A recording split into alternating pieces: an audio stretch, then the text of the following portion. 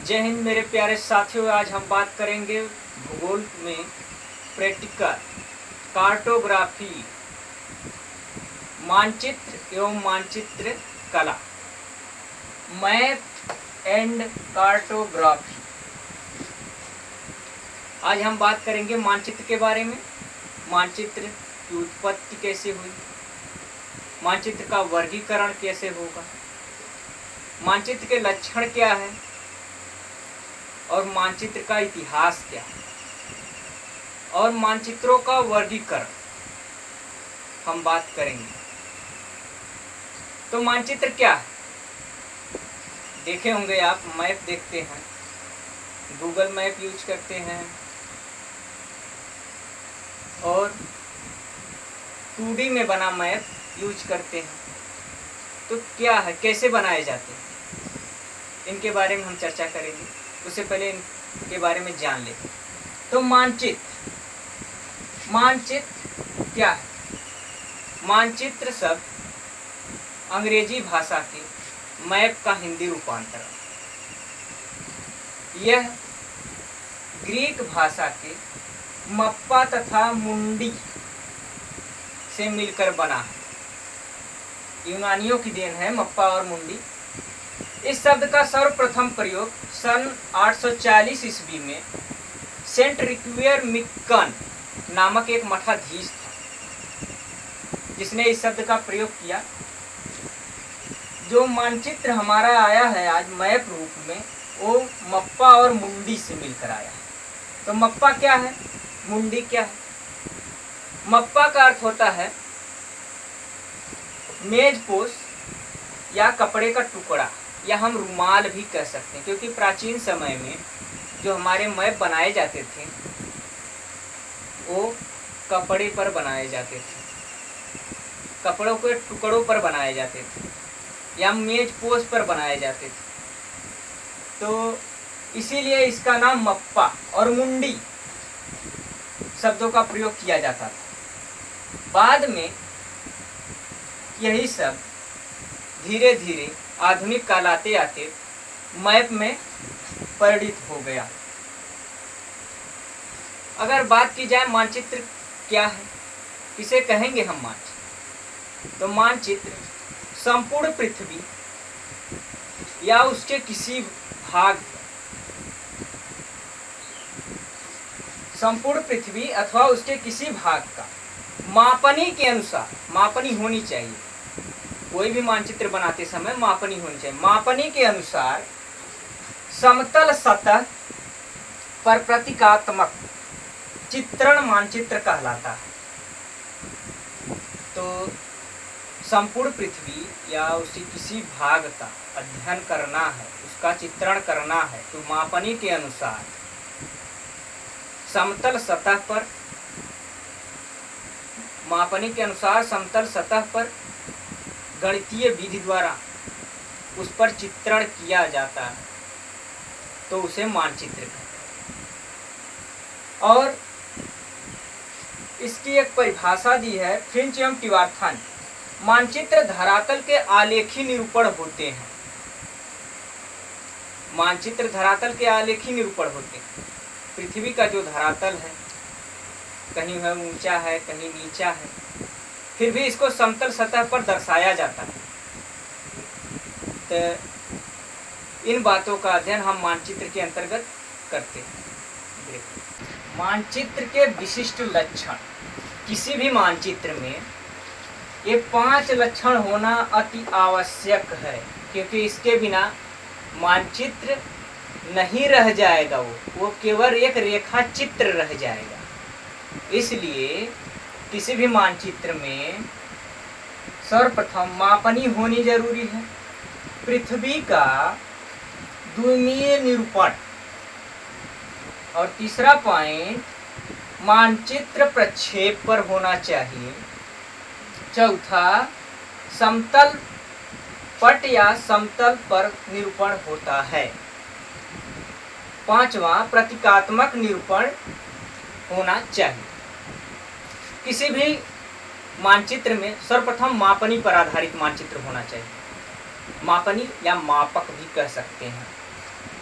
किन्हीं दो बिंदुओं के बीच की दूरी की गणना मापक कहते हैं। यही मापनी, बिना मापनी के कोई मानचित्र है तो यह केवल रेखा चित्र, वो मानचित्र नहीं, इसलिए मापनी का होना अति आवश्यक है। ये इसका विशिष्ट लक्षण सर्वप्रथम। दूसरा पॉइंट, पृथ्वी का द्विमीय निरूपण। हमारी पृथ्वी 3D है, 3D। अब 3D और 2D क्या है? 2D में केवल लंबाई, चौड़ाई दिखाया जाता है, जबकि 3D में लंबाई, चौड़ाई साथ साथ मोटाई भी दिखाई जाती है। मतलब ये श्यामपट्ट, ये 2D है। मैं जो मेरा मोटाई दिख रहा है इधर का, ये 3D, क्योंकि हमारी पृथ्वी गोल है, उसे ग्लोब पर 3D रूप में दर्शाया जाता है, सही। लेकिन हमें जब उसको 3D को 2D में बदलना हो तो उसके लिए हमें द्विमीय मानचित्र का निर्माण करना पड़ता है। इसलिए द्विमीय, पृथ्वी का द्विमीय निरूपण किया जाता है मानचित्र। तीसरा पॉइंट, मानचित्र प्रक्षेप पर आधारित होना चाहिए। प्रक्षेप क्या है? अक्षांश और देशांतर रेखाओं का एक जाल, काल्पनिक जाल। ये धरती पर नहीं खींचा गया है, बल्कि ये कल्पना की गई है पृथ्वी के गोलार्ध,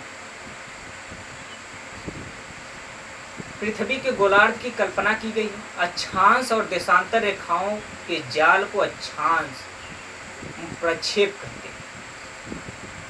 अक्षांश और देशांतर रेखाओं के जाल के सम्मिलित रूप को प्रक्षेप कहते हैं। अब मानचित्र प्रक्षेप पर आधारित होना चाहिए, क्योंकि बिना अक्षांश और देशांतर के आधार पर मानचित्र नहीं कहा जाएगा, क्योंकि सटीक गणना नहीं होगी। समतल पट पर निरूपण होना चाहिए या समतल सतह पर निरूपण होना चाहिए। कोई भी मानचित्र बनेगा उसके लिए समतल वस्तु की आवश्यकता पड़ेगी, समतल कागज की आवश्यकता पड़ेगी, समतल कपड़े की आवश्यकता पड़ेगी, ताकि 2D में दिखाया जा सके। तो ये विशिष्ट लक्षण है। चौथा, प्रतीकात्मक निरूपण। किसी भी मानचित्र का प्रतीकात्मक निरूपण उसका भौतिक, सांस्कृतिक, जैविक, धार्मिक, रासायनिक, चाहे जनसंख्या घनत्व हो, चाहे संसाधन हो,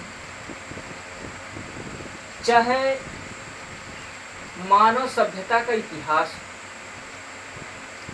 सभी प्रतीकात्मक गणना विधि पर मानचित्र में दिखाया जाता है।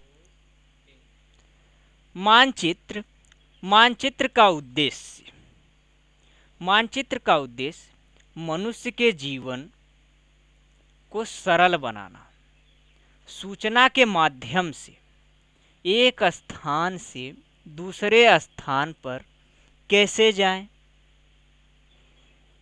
इसका हमें ग्राफ बना के, मानचित्र बना के, इन्फॉर्मेशन देकर हमें वहाँ तक पहुँचाता है। मानचित्र का मेन उद्देश्य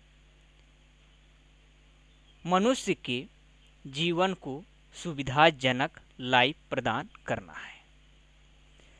तो आइए जानते हैं मानचित्र का उद्देश्य। मानचित्र का उद्देश्य सर्वप्रथम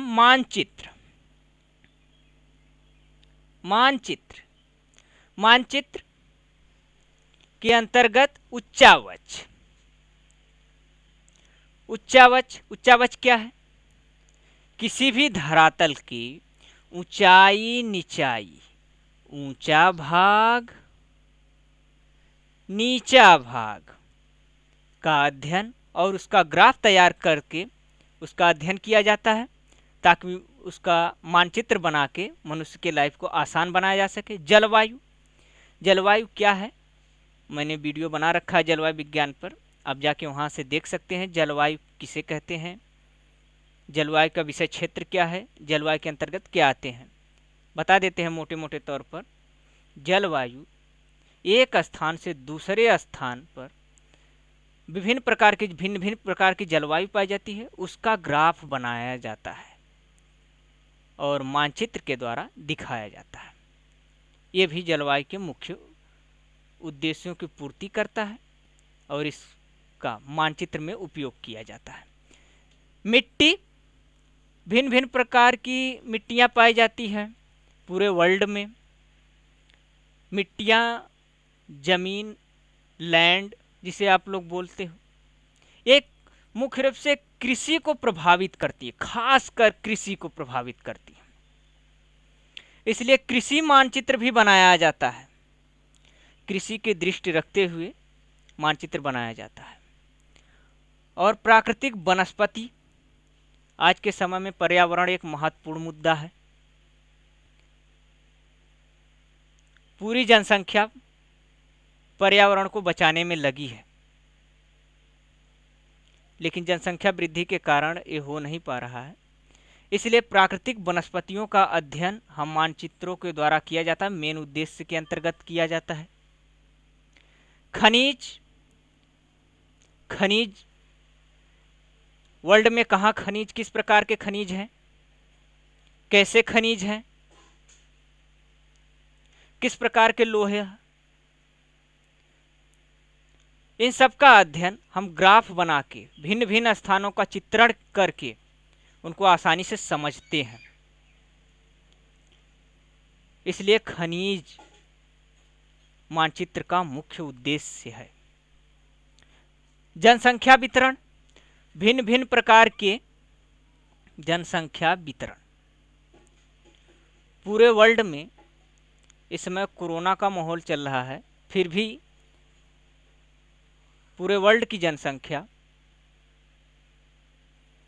7.5 अरब से ऊपर है, लगभग 8 अरब के करीब में।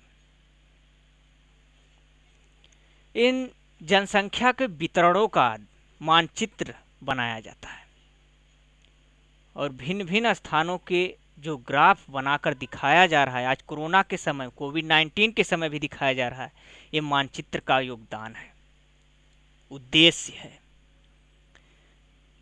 अधिवास,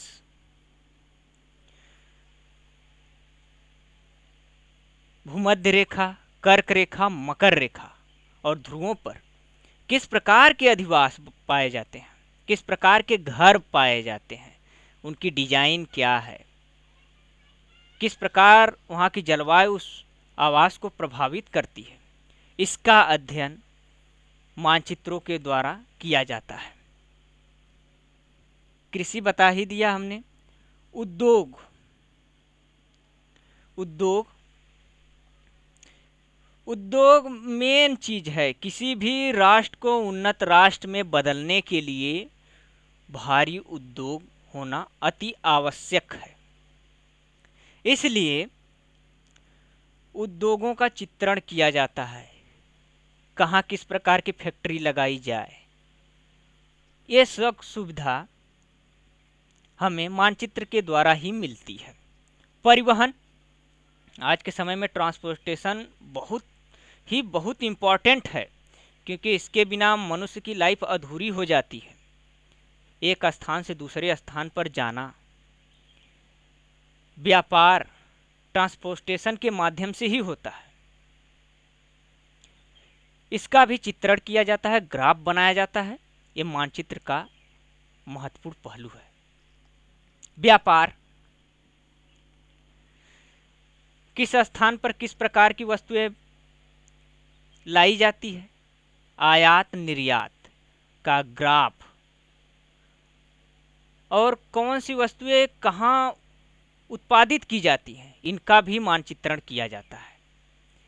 इन सभी को दृष्टि में रखते हुए मानचित्र के मुख्य उद्देश्य मनुष्य के जीवन में सामाजिक, आर्थिक, राजनीतिक, धार्मिक, भौतिक सभी घटकों का मानचित्र के अंतर्गत अध्ययन किया जाता है। मानचित्र का उपयोग क्या है? ये तो उद्देश्य थे, इन उद्देश्य को नज़र में रख के ही मानचित्र तैयार किया जाता है। मानचित्र का जो उद्देश्य है, इनको नज़र में रखने के बाद ही किसी मानचित्र का निर्माण किया जाता है। अब मानचित्र का उपयोग क्या है? मानचित्र का उपयोग सर्वेक्षण के लिए, खेतों का आकार, खेतों का बंटवारा, आजकल लेखपाल फेमस है, इंजीनियर फेमस है घर के लिए, सर्वेक्षण, ये मानचित्र का उपयोग है। दूसरा है नियोजक। पुराने मानचित्रों से नए मानचित्रों में निरूपित किया जाता है, नियोजकों का काम है, ये भी उपयोग करते हैं। प्रशासक, कोई भी प्रशासकीय अधिकारी बिना मानचित्र के वो वहाँ के क्षेत्र के बारे में कुछ बोलने से पहले उसका ग्राफ जरूर देखेगा, इसलिए इस मानचित्रों का उपयोग अति आवश्यक है। अर्थशास्त्री, इकोनॉमिक, अगर किसी देश की इकोनॉमी गिर रही है तो उसका ग्राफ क्या जा रहा है, किस कारण वो वहाँ की इकोनॉमी गिर रही है, इसका अध्ययन मानचित्र बनाकर दर्शाया जाता है ताकि समय के अनुसार उस अर्थव्यवस्था को बचाया जा सके। इसलिए अर्थशास्त्री भी इसका उपयोग करते हैं। शिक्षा शास्त्री महत्वपूर्ण योगदान देते हैं। शिक्षा के माध्यम से मानचित्रों का उद्देश्य क्या है, उनका योगदान क्या है, सभी चीज़ों का गणना करके भविष्य में स्टूडेंट को मानचित्र से अवगत कराते हैं। सैनिक, मेन चीज सैनिकों का मानचित्र पर मेन नज़र गड़ी रहती है, क्योंकि चाहे वर्ल्ड वार हो, चाहे सीज़फायर का उल्लंघन हो, चाहे कोई देश दूसरे देश पर कब्जा करना चाहे, तो आइए एनिमेशन के थ्रू देखते हैं सैनिक मानचित्र। सैनिक, हर एक देश दूसरे देश पर कब्जा करने का प्रयास करता रहा है और करता रहेगा। भारत और पाकिस्तान को ले लीजिए, भारत और चीन को ले लीजिए, अमेरिका को ले लीजिए, हर एक देश अपना विस्तार करना चाहता है और मानचित्रों पर पैनी नज़र गड़ाए हुए हैं। इसलिए मानचित्रों का उपयोग भारी मात्रा में किया जाता है। असैनिक भी इसका उपयोग करते हैं, जो प्रशासकीय अधिकारी होते हैं, चाहे बंकर हो, चाहे पानी के अंदर पनडुब्बी हो, सभी लोग मानचित्रों का उपयोग करते हैं। यात्री, ट्रेवल करते समय यात्री भी, आजकल तो गूगल फेमस हो गया है, गूगल भी मानचित्र का ही अंग है। GIS, जियोग्राफिकल इंफॉर्मेशन सिस्टम, यात्री इसका उपयोग करते हैं।